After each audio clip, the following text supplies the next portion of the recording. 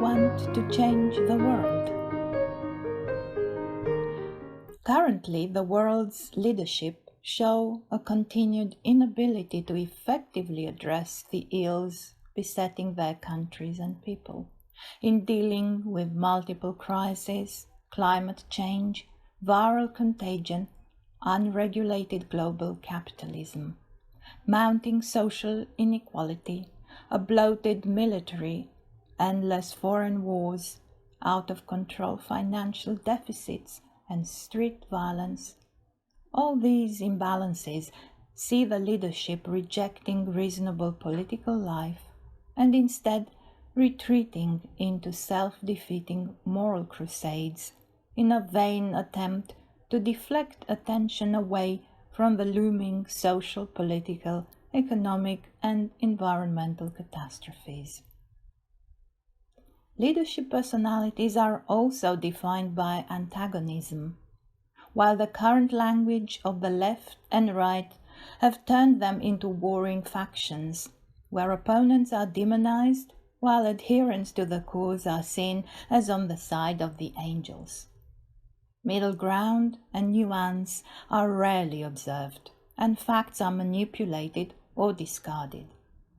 Truth is replaced by slogans, while intellectual and moral sterile habits lead to paralysis or cultural degeneration. All this reveals itself in a pervasive despair of understanding of the course of modern history, or of subjecting it to a rational direction. How are we reacting? Society everywhere seems to have used up its store of ideas, as the crises we just mentioned seem to point to. Yet in many hearts of the people there is a deep awareness that there is something more for their lives, more than this struggle. The rupture of social bonds caused by the breakdown of society, income inequality, or social stagnation is expressed in pathologies and self-destructive behaviors in an attempt to cope with dislocation, powerlessness, and pain. The impact is seen as increase in anxiety and stress-related nervous conditions, or a general decline in well-being, especially amongst the younger generations. Some are changing their lifestyles. Others are driven to attempt an escape through overcompensation in leisure activities. Yet, wouldn't this mean remaining in the grip of ego fears, where we are ignorant and so much easier to manipulate and control through chaos, confusion, and power conflicts? So wouldn't now be the time for us to leave fear behind and honestly look at ourselves? What would be the positive reaction to all of this? When looking honestly at ourselves, can we see that all the negatives, as well as what we consider as positives of the world, also have some correspondence inside ourselves? Could we see the world as a reflection of ourselves? On the other hand, an encouraging outcome of the world's turmoil is that there is an awakening and search to find new possibilities through asking sincere questions about what that could mean for each of us. By turning the focus around from the outer life to the inner, is there maybe a deep serenity to be found? How would we find such peace and silence? Can we use the world as a mirror? To some extent, yes, but also a mirror for our consciousness, a tool that we can use, exists through the harmonization of our inner perception. To see what is unfolding within, we should ask ourselves, is this what we want? Mahatma Gandhi said, if you want to change the world, Start with yourself. This quotation hints that we should understand the world and our place within it, acknowledging that it is less than ideal, not holy, and needs to change to make it more hospitable. Then Gandhi's statement makes sense, as our interactions with the world would have changed their focus, and our ties to society and the world around us would be encouraging the growth of a soul consciousness within us to bloom. When living from the lasting values rooted in a sincere and sustained spiritual seeking, love, peace, harmony, truth, which are not to be found in the external world, we would be relying instead for our guidance on the divine spark we possess within.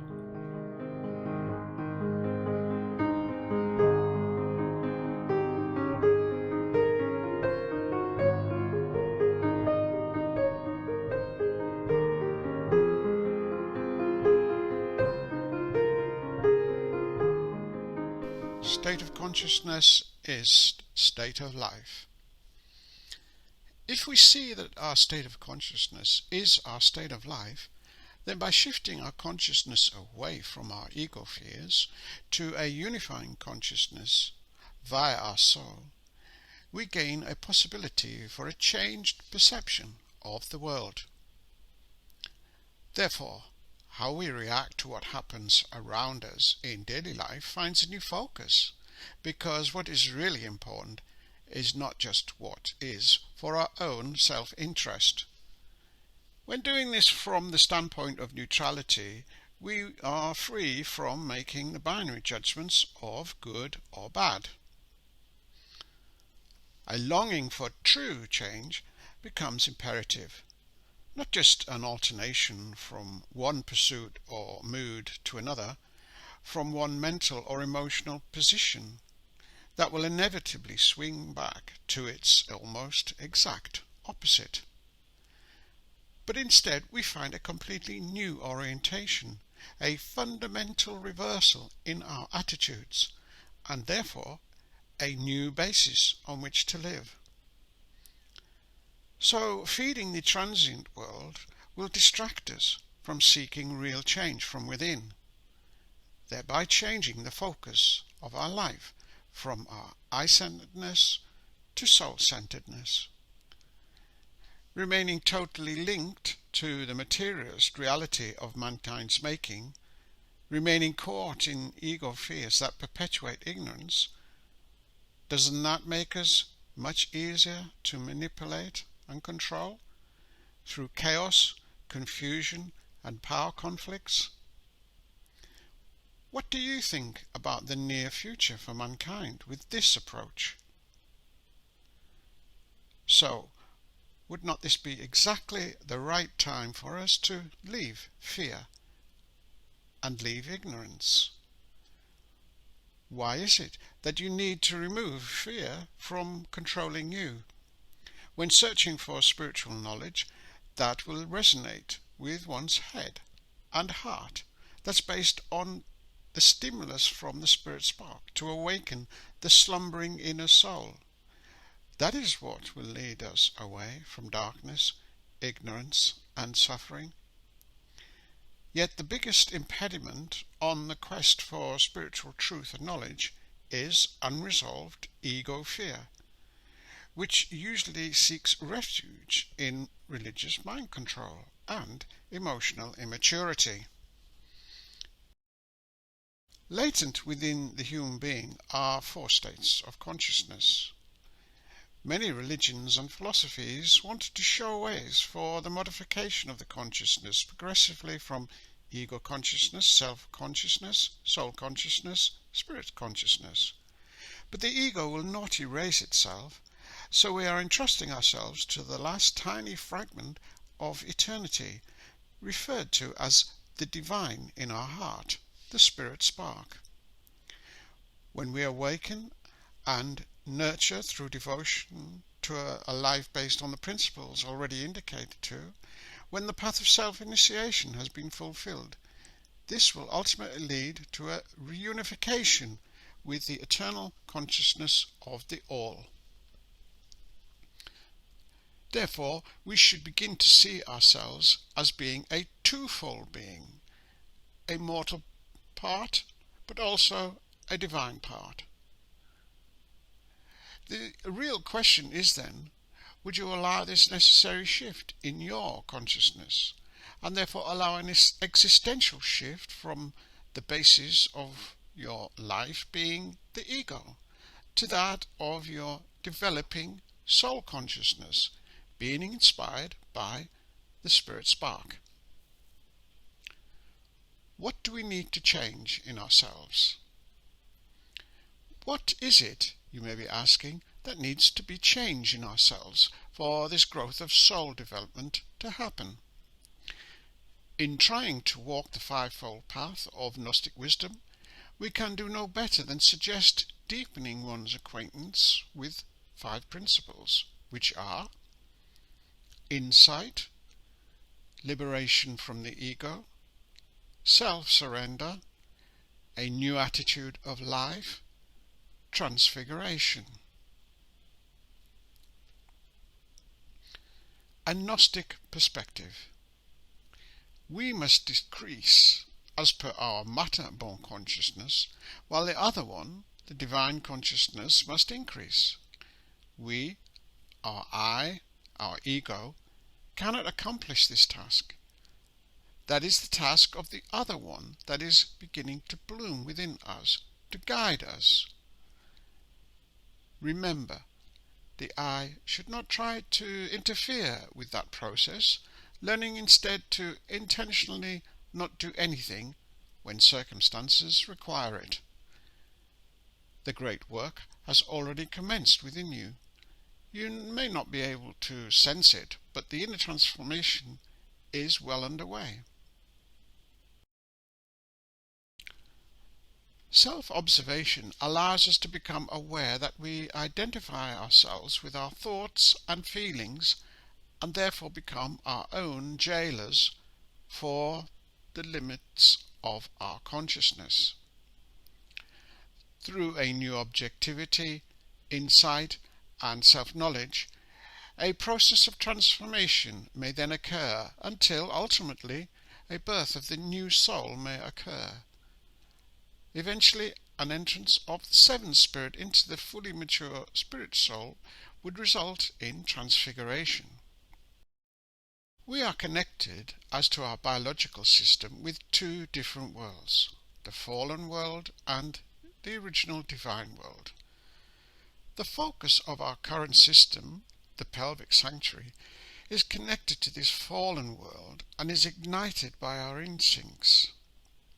Through the heart sanctuary we are connected with both worlds, the dialectical world of the senses and the interplay of the opposites, and also access is possible to higher or divine worlds. So as the saying goes, your home is where your heart is. Allowing the spiritual light to touch the heart sanctuary by removing the obstacles puts us more and more in contact with the higher divine world. This causes the head sanctuary's true function to be renewed, and so start the process of change in our threefold consciousness. The consequence for the ego is that it will gradually become superseded by the true self. Then every second of our lives we have ownership over the choices we make and where we decide to put our focus of attention according to the needs of our active progress on our spiritual path, and thereby disentangling ourselves from the world of suffering and detachment, or samsara, as this is known in the Indian Vedic tradition. How do we react? Self-observation, with the witnesser fulfilling the task of the germinating seed of the true self. So in conclusion then, we would like to summarize the Gnostic formula of self-observation by summarizing as briefly as possible in the following way. Observe our emotions. Observe our thoughts. Observe the workings of our will.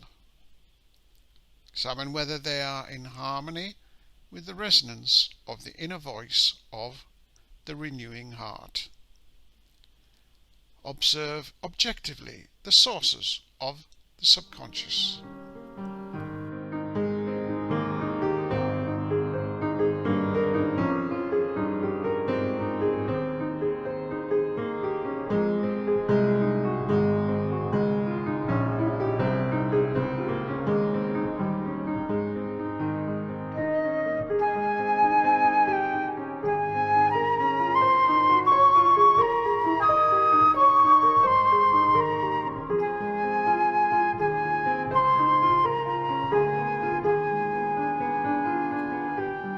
Dear friends, we will share with you an excerpt from the book Mysteries and Symbols of the Soul.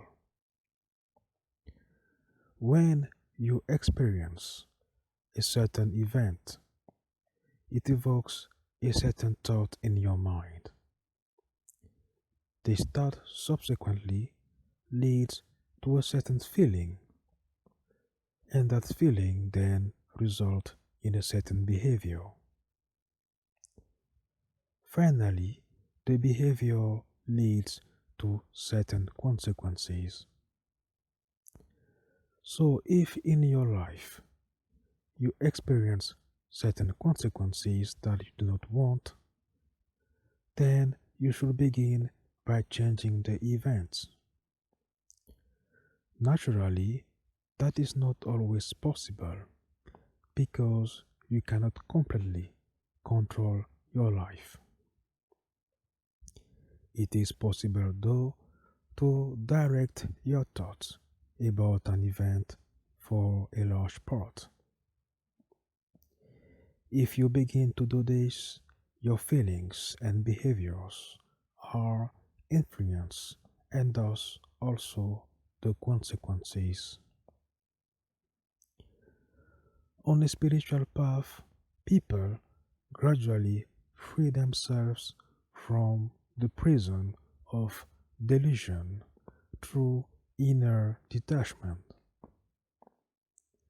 thus enabling them to dedicate themselves to the actual assignment. To give soulful significance to revelations of reality so that they are in accordance with the domain of the soul, with the world of experience of the archetypes. The essence of that is thinking, feeling, and acting from the world of the soul. When earthly forms are connected with heavenly structures in this way, then actual liberation appears on the horizon, both for the person concerned and at the same time for all humanity as well as other life waves. In the earthly dimension, we primarily experience repetition, attachment, and fear. When we gain access to the dimension of the soul, there will be an experience of unity, freedom, and love. Thus, we can signify much more for humanity when we live from the soul, rather than from our self-preserving personality, as the development of the soul benefits everything and everyone.